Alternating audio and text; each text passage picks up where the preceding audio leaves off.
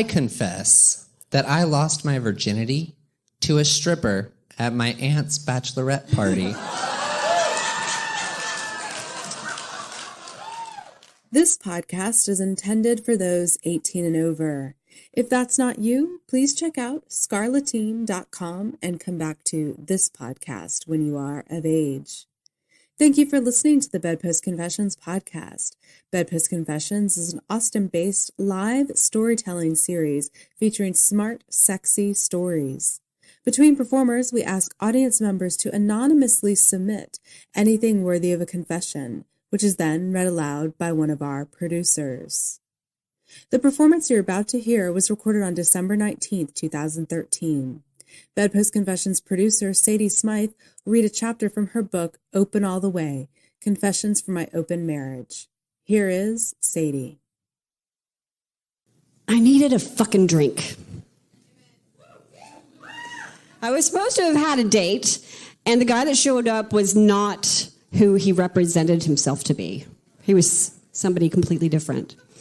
So my neighbor and very good friend Greg and I went to the bar as soon as this dude, dickhead Peter, peeled off in his red Subaru. I was still shaking from the previous event, so I ordered myself a double vodka tonic with lime. I slammed that down and promptly ordered another. It went down easily. It took only a couple of minutes for me to submit to the vodka's tranquilizing effects. I could practically feel the tension as it slid off my psyche and onto the barroom floor beneath me. Peter was quickly becoming a distant memory. And by the time I looked up and noticed a cute guy who was noticing me, Peter had been reduced to a tiny blip on my fuckboy radar. The guy who was watching me was cute. He was tall and lanky with a military buzz cut, gorgeous blue eyes, and perfectly crooked teeth. I was instantly attracted to him. Either that or I was drunk and in desperate need of a new distraction. I was likely a little bit of both. I stood and watched him as he leaned against the wall. Between his large hands rested a pool cue, the butt of it perched solidly on the floor. His fingers draped casually along the slim shaft, obscenely sexy placement, to be sure. And he was wearing a short-sleeved shirt, out of which a couple of large, colorful tattoos peeked out, which called full attention to his beautiful biceps. I have a thing for arms. He was a military guy, no doubt. Probably a Coast Guard, because I knew that lots of coasties hung out there at that bar. He was at least 10 years younger than me, which, of course, made the idea of him all the more intriguing. I wondered what he was thinking as he stood peering over towards me, because by then he had noticed me noticing him. So I sauntered over to him and made a decidedly snappy comment about the T-shirt he was wearing. Or I'm sure I was being sexy. Okay, I was trying to be sexy. I must have succeeded at least somewhat, because he responded in a manner that could be construed as flirtatious. And after a few minutes of idle chatter, we settled into a decent conversation about where he had just moved from. The South. Perfect. We were two Southerners in Northern California, so we would have a little something to talk about. So we chatted for a while, and I learned that he was 26 and single. I think I was probably about 38 or 39 at that time. Thank you. He was indeed in the Coast Guard, and he spoke a little about his life growing up in Alabama. His Southern accent was sexy. I was in California at the time, so there was none of this Southern accent going on. So it was nice. I felt like I was at home. So I drank in the lilt of his voice as I sucked down vodka tonics. He spoke of how he came to join the Coast Guard and live in the little town of Alameda in the San Francisco Bay, which is where we were. We talked, we smoked cigarettes, and got drunk. And when the bar closed, we exchanged phone numbers and parted ways. Both of us walked down the same street, but with different groups of people and in opposite directions. But because my husband at the time, whose name is Scott, had been out of town with our daughter, I kind of knew that as soon as I got back to my apartment where I would be all by myself, I would call him. Because alone plus buzzed plus horny equals drunk dialing. And indeed I did. And he answered after the first fucking ring. Do you want to come over? Yeah. As I hung up the phone, it occurred to me that I was just about to break one of my rules of my open relationship. It was rule number 12. No hosting at our home without permission. Fuck. It was 2 o'clock in the morning, and I didn't have permission for some random coastie I had just met in a bar to come over and bang me in the bed that I shared with my husband. So I called Scott, and I left him a message explaining the scenario. And as I did, I will be honest, I secretly hoped he wouldn't get it until the next morning, and that when he did, he wouldn't be mad at me. After all, I rationalized Scott wasn't available, and there wasn't anything in the rules about how to proceed if permission couldn't be procured. I was just drunk enough that I was willing, and horny enough, let that be noted, that I was willing to risk pissing off my husband before I roll around in the bed with this cute guy that I had just met. Yeah. That's where my head was. Drunk plus horny equals drunken rationalizations for getting laid. So as I was leaving the message, I'm like, hey, baby, it's 2. I met this guy at the bar tonight, and he's on his way over here. We're going to just hang out. We might have sex, I'm not totally sure. And the doorbell rang. Marshall was there. I quickly hung up the phone and answered the door. Fuck, he was cute. In my drunken haze, I was sure that he thought that I was too. Drunk plus horny equals illogical egomania. But the very moment that Marshall walked into my apartment, my phone rang, and it was Scott calling me back. I answered and immediately began to tell him about my night, to tell him about Peter and his douchiness and how I ended up at the bar and met this guy, Marshall. And as I was talking to him, I'm like ushering Marshall through the apartment and onto the back patio where he sat down, lit up a cigarette. I grabbed a couple of bottles of beer from the fridge, and I continued talking to my husband on the phone as I'm bringing them outside. I sat down, continuing my conversation with my husband. I'm sitting across the table from Marshall. He looked around uncomfortably, I'm sure, likely wondering what the fuck he had gotten himself into. So when I got to the little part about Marshall being there with me in the apartment, sitting right in front of me, in fact, Scott got kind of angry. Of course he did. He hadn't listened to my message yet, so this was the first he'd heard of the story. The idea of another man, a stranger no less, being in his house, drinking his beer, and planning on fucking his wife, didn't really sit with him very well. And I got it. I mean, fuck, yeah, I totally got it. I understood his position. And I also knew that if the tables were turned, that he might have found himself in an awkwardly similar place. So I excused myself from the table, and I left Marshall sitting on the patio alone, drunk and probably horny, and went inside where he couldn't hear me further rationalize with my husband. So it took more than a few minutes to make my case, as you would expect. But I did, and essentially it boiled down to this. So, Scott, do you think that one day I will be out of town and you will meet a chick at a bar and want to bring her home? Right? Do you think that if you were in that position that I would grant you permission for you to host her if you didn't do so for me tonight? Yeah, I did that.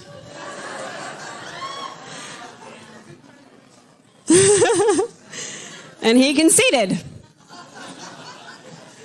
And I hung, and in fact, we did get into that place later. And it was like, hey, remember? Oh, yeah, okay.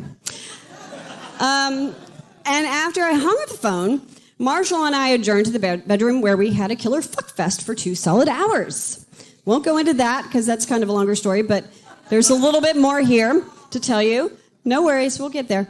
One of the unwritten rules that Scott and I had with regards to our open marriage, which at this point was actually in its infancy, it had not been very long that we'd been open, so we were really pushing things, and but we did have a lot of rules. But one of the rules was no fucking around in our bed, because it's meant for just the 2 of us. But obviously, that went out the window as soon as we had well, before actually Marshall, because we had had a threesome together with a girl named June. So it went out the window then, and so I was just pushing it a little further with Marshall.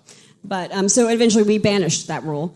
And fucking Marshall, and it actually did set the precedence for fucking other people in our bed. And while it did feel strange at first, eventually we were able to dump our collectively preconceived notions as to why we needed to believe that our bed was meant for just the two of us in the first place. I'm pretty sure the manufacturers of our bed did not certify it with a stamp that said, "This bed is to be fucked in by only Sadie and Scott." But it turns out that the problem we had with the concept of fucking other people in the bed we shared had really more to do with like a social mores than any other value that we held in high regard. And this custom was attached to a construct that we were actually going against. So because being married typically means monogamy, this means, theoretically anyway, that the only two people who are fucking in the bed are the owners of the bed themselves. But we weren't monogamous any longer, so why were we still holding on to the idea that the bed was some sacred, sentimental station that was just meant for the two of us? I think what muddied our minds when we considered the other having sex in our bed with somebody else was that demoralizing aspect of it, which is kind of attached to other people's perceptions of the situation. And it's a common theme in stories of cheaters who fuck around in their own homes, and they bring their lovers to their own beds without the knowledge of their partners. This becomes the ultimate betrayal, the defiling of the marital bed, so to speak. And as if cheating wasn't enough, they did so in the bed that they share with their partner. It's a malediction where the bed becomes representative of that betrayal. It's the ultimate symbol of wrongdoings and never to be forgiven, right? But we weren't cheating. So if we took betrayal out of the equation and took the emotion that's attached to it because of the symbols of which we weren't attached to ourselves, it just became simply a bed. Nothing more and nothing less. So it was 5 a.m. by the time Marshall left, and we were exhausted and sated. I liked him a lot, in fact. And he liked me too. And because as he left, he said, "I'd really like to see you again." So I took that as at face value. And after a few days passed, I called him to see if he wanted to get together again. "Oh, hi, Sadie.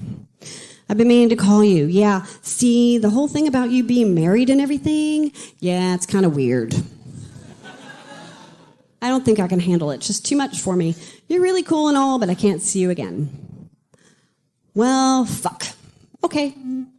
I can't say that I wasn't pissed. Of course I was pissed. I was beginning to understand that my being married didn't get in the way of me getting good and fucked, but it certainly impeded anything beyond that. And I liked Marshall, which was why I was angry. And not only did we have some really amazing, albeit drunken, sex, we connected on a personal level.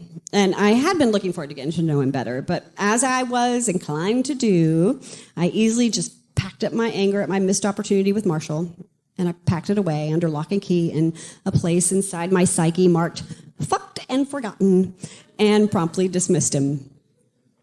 2 months later, I ran into Marshall at the same bar where we had met. He caught my eye from the other end of the bar while I was ordering my drink. I changed my drink order from a single to a double. I nodded casually and turned my back to him. And a few minutes later, he came up right behind me as I was gulping down my drink, and he whispered in my ear, "Damn, you look good." Fuck! An hour later, I left with him. We ended up at his apartment, both naked and horny, and yet not quite as drunk as we were the first time. And I was excited and wholly committed to having fun with him, regardless of what had happened before. But it seemed that I was also full of an unnerving supply of pent-up aggression towards Marshall.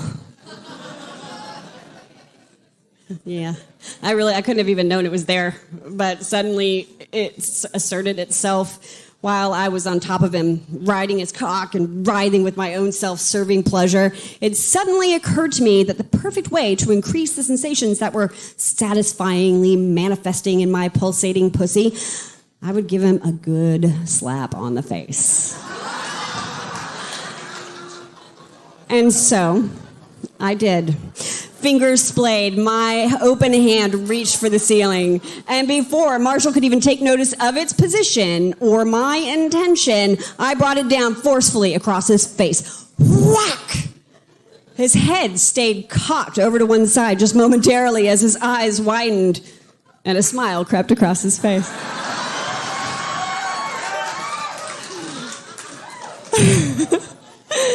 He turned back to look at me.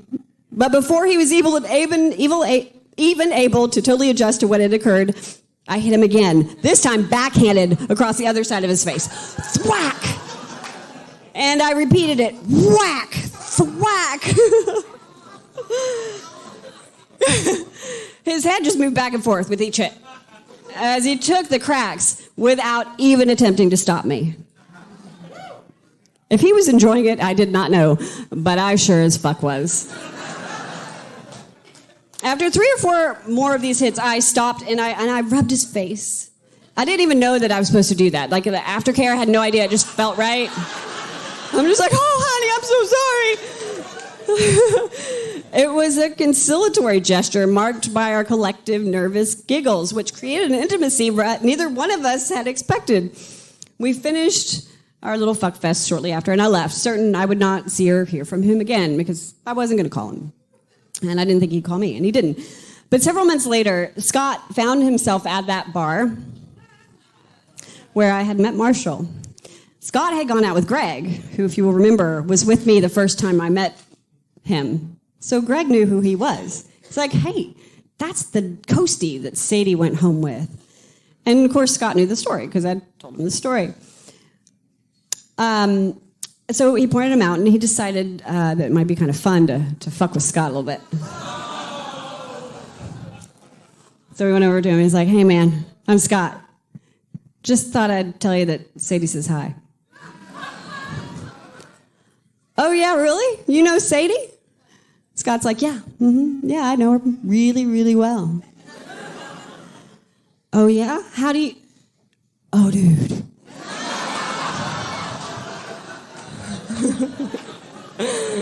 Are you her husband? Are you her husband? Yes. Yeah, I am, he said. So how's your face feeling these days? Did you have any bruising after Sadie got a hold of you? So Scott said that Marshall's face turned beet red. He stood there and he just said nothing. He just nodded and kind of looked at the floor. And Scott just smiled and walked away. And then he pulled out his phone and texted me about what had just happened. So I texted Marshall. And I just said, so is your face as red tonight after encountering my husband as it was the night I slapped the fuck out of you? And he just wrote back, yes. And I'm sure it was. The end.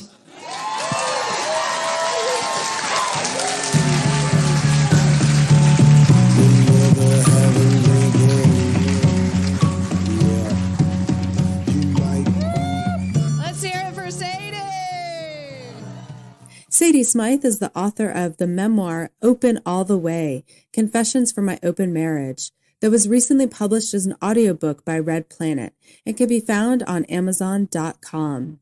Sadie is an advocate for sexual freedom and a single mother of a teenage daughter. She holds a degree in psychology, speaks on the subject of sober sex, and consults with couples in open relationships. She's a fierce advocate for people designing relationships that are right for them, irrespective of what others' expectations are. More at that'swhatsadiesaid.com. BedPost Confessions is produced by myself, Mia Martina, of the I Want Your Sex podcast at miaontop.com, Sadie Smythe of that'swhatsadiesaid.com, and Julie Gillis of juliegillis.com. Podcast audio production by Ian Danskin at innuendostudios.com. You can find links to all of our websites and more information about Bedpost Confessions at bedpostconfessions.com. You can also confess with us at Bedpost Confessions on Facebook and Bedpost Confess on Twitter, where we tweet audience confessions. Chime in and add yours. Until next time, we'll leave you with a few other confessions from the audience. All right, I confess. As I watched you cook, the waistband of your boxers peeking above your shorts, I wanted to stand behind you and kiss your neck. I wanted to fuck you on the counter before the other guests arrived. Yeah. I confess, my long-term college boyfriend dumped me because I wasn't a virgin. Gasp. I got over him by sleeping with 3 guys in 48 hours.